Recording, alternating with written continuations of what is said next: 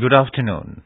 This is All India Radio. I am Naresh Mago with the Midday News.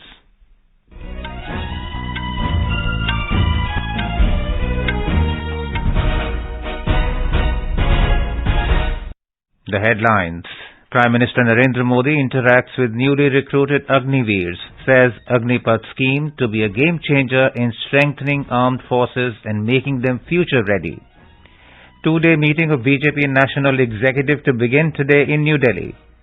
All-party meeting called by Election Commission underway in New Delhi to discuss and demonstrate remote voting machine. First meeting of G20 Infrastructure Working Group under India's G20 presidency begins in Pune. And Netherlands to take on Australia in FIH World Cup hockey at Rourkela in Odisha today.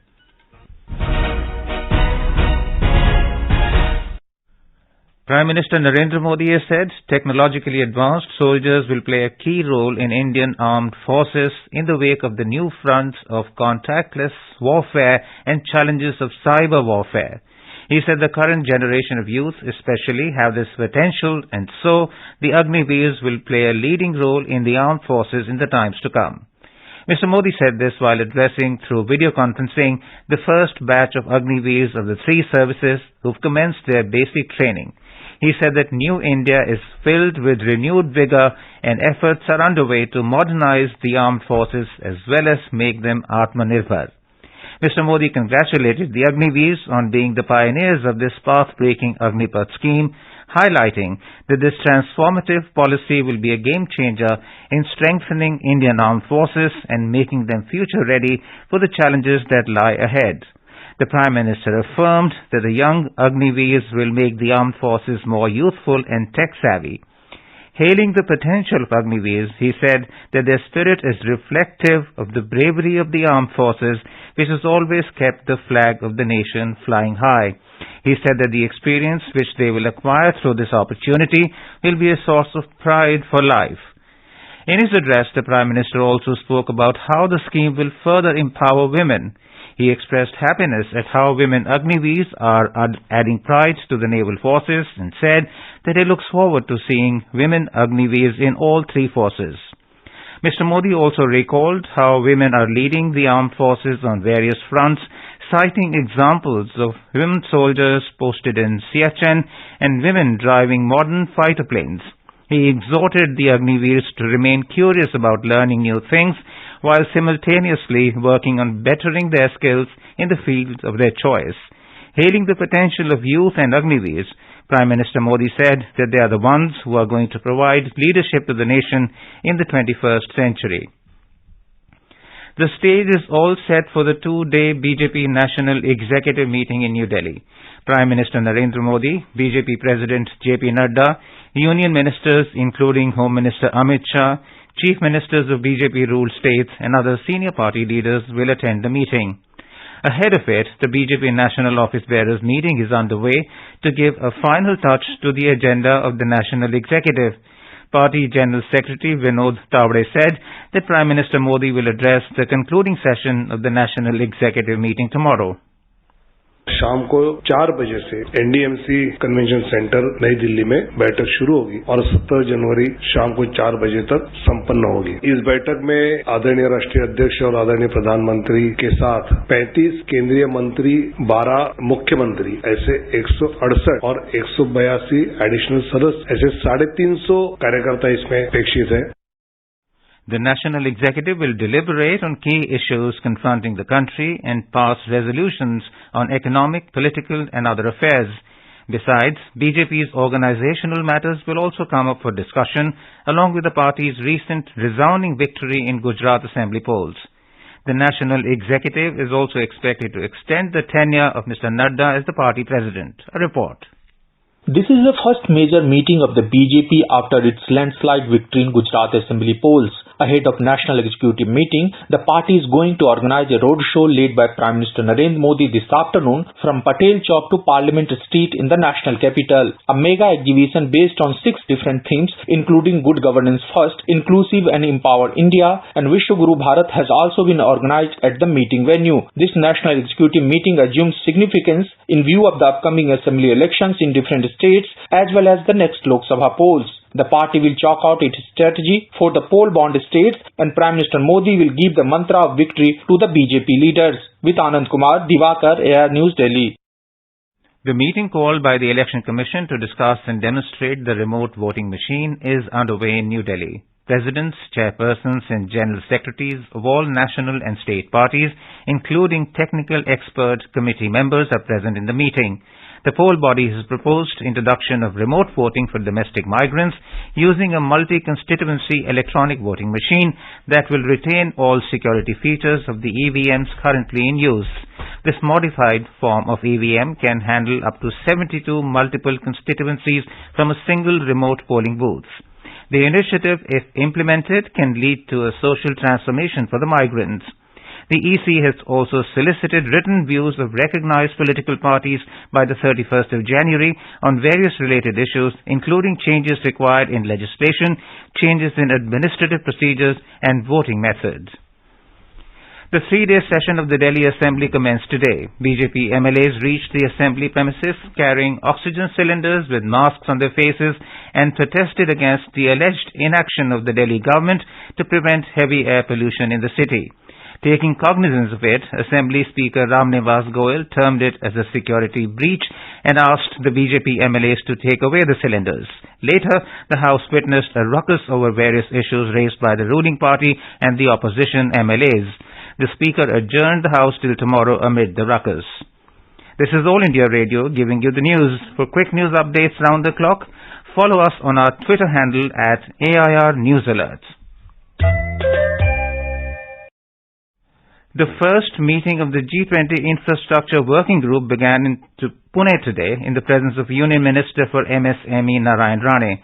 Mr. Rane welcomed the G20 delegates to Pune and opened the first session of the meeting. He said the government, under the leadership of Prime Minister Narendra Modi, is trying to make India the 5th largest economy in the world, and the G20 conference being held in Pune is very important in terms of the economic progress of the country.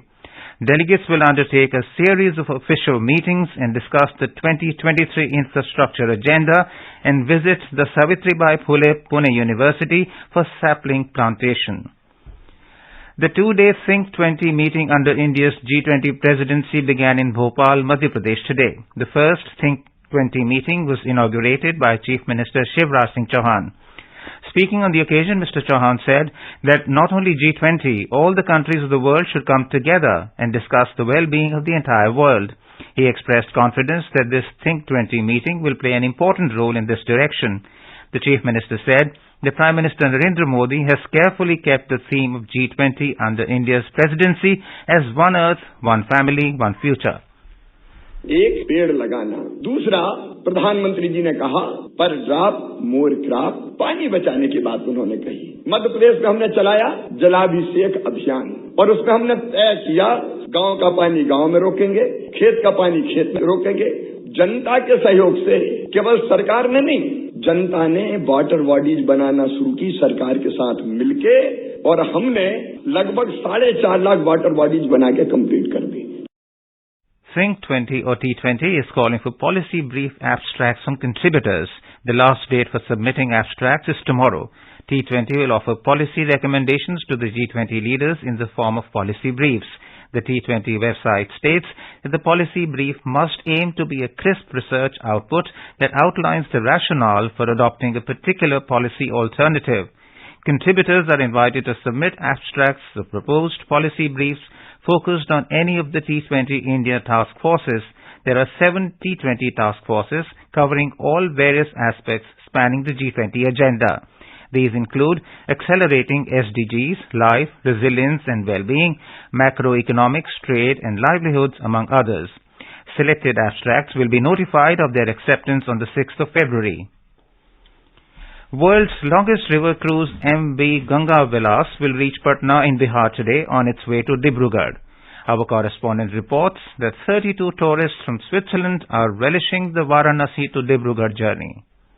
Tourists are scheduled to visit Chiran archaeological site in the Saran district. It is the first known site of the Neolithic age. The director of Bihar Tourism Department, Yashpati Mishra, told AIR and elaborate arrangements have been made for the tourists. Patna में gold घर, नया museum और गुरुद्वारा देखने का है जो पटना साहिब में है। इसके अलावा यहाँ से वो सिमरिया जाएगा। सिमरिया में वाइसराय हाउस है, उनको देखने का प्रोग्राम है और सिमरिया के आसपास जो रूरल विलेजिंग है और मेला लगता है उसको देखना है। मुंगेर में वो किला का भ्रमण करेगा, योग विद्यालय का भ्रमण करेगा, सुल्तानगंज जाएगा जहाँ आज गैवीनाथ मंदिर जो गंगा के किनारे पर है उसको लोग देखेंगे और उसके बाद जो है बटेश्वर स्थान भागलपुर जाएगा। The Ganga Vilas cruise will be in Bihar till 22nd of this month. Krishna Kumar Lal, AIR news, Patna.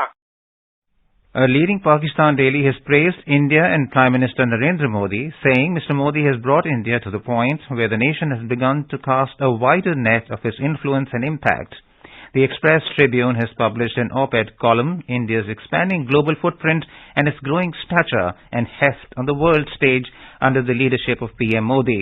Under Prime Minister Modi, India's foreign policy has treaded skillfully and its GDP has grown to over $3 trillion, the Daily wrote. Calling it monumental progress, Shahzad Chaudhry, a noted political, security and defense analyst, writing in the Express Tribune, called India a preferred destination for all investors. The annual meeting of World Economic Forum WEF will begin today at Davos in Switzerland. The meeting will continue till the 20th of this month. The theme of this year's WEF meeting is Cooperation in a Fragmented World. The congregation of experts, academics, investors, political and business leaders will discuss some of the pressing issues the world is facing today, such as the Russia-Ukraine crisis, global inflation and climate change, and promote innovative solutions. As another cold wave spell sets in over northwest India, Delhi recorded season's lowest temperature of 1.4 degrees Celsius this morning. India Meteorological Department IMD has also issued a yellow alert in Delhi for the next 6 days owing to the upcoming severe cold wave in the national capital region. According to the IMD, the minimum temperature of 1.4 degrees is 6 degrees below normal for this time of the year and the second lowest minimum temperature recorded in January in a decade. Talking to AIR News, North Cent Railway CPRO H.S. Upadhyay said that 6 trains have been cancelled. आज कोहरे और खराब मौसम के कारण उत्तर मध्य railway की 6 train cancel हैं और कोहरे की वजह से ही लगभग 100 ट्रेन अपनी पंक्चुअलिटी लॉस अर्थात ले चली। कोहरे को लेकर उत्तर मध्य रेलवे पूरी तरह सजग है और विभिन्न विशेष तैयारियां कर रखी हैं, जैसे मॉडिफाइड ऑटोमेटिक सिग्नलिंग सिस्टम ने कार्यान्वित कर रखा है। के अतिरिक्त प्रत्येक ट्रेन में फॉग सेफ डिवाइस लगाई गई है ताकि कोहरे के मौसम में लोको पायलट्स को सिग्नल की प्री इंटीमेशन पहले से ही जानकारी मिल जाए कि कोहरे में दृश्यता कम होती है, तो लोको पायलट को सिग्नल की जानकारी होने से वो और विश्वास के साथ संरक्षा को ध्यान में रखते हुए, सेफ्टी को ध्यान में रखते हुए अपनी गाड़ी चला सकता है। In the FIH Hockey Men's World Cup being played in Odisha, Malaysia meet Chile and New Zealand take on the Netherlands in the Birsa Munda Hockey Stadium in Rourkela this afternoon. A report. While there will be 4 matches on the 4th day of the FIH Hockey Men's World Cup today, India waits till Thursday next to take on Wales in the last of its group stage matches. While India has already ascended to the number 2 position in the Pool D after a goalless draw against England yesterday, compatriots would expect India to repeat its spectacular hockey prowess displayed against Spain with a 2-0 win on the inaugural day of the tournament on the 13th of this month. Girish Chandra Das, AIR News, Bhubaneswar. Before we end the bulletin, the headlines once again. Prime Minister Narendra Modi interacts with newly recruited Agniveers, says Agnipath scheme to be a game changer in strengthening armed forces and making them future ready. 2-day meeting of BJP National Executive to begin today in New Delhi. All-party meeting called by Election Commission underway in New Delhi to discuss and demonstrate the remote voting machine. The first meeting of G20 Infrastructure Working Group under India's G20 presidency begins in Pune. And Netherlands to take on New Zealand in FIH World Cup Hockey at Rourkela in Odisha today. For details of these stories and more, log on to our website www.newsonair.gov.in and News on AIR app. And with that, we end the Midday News.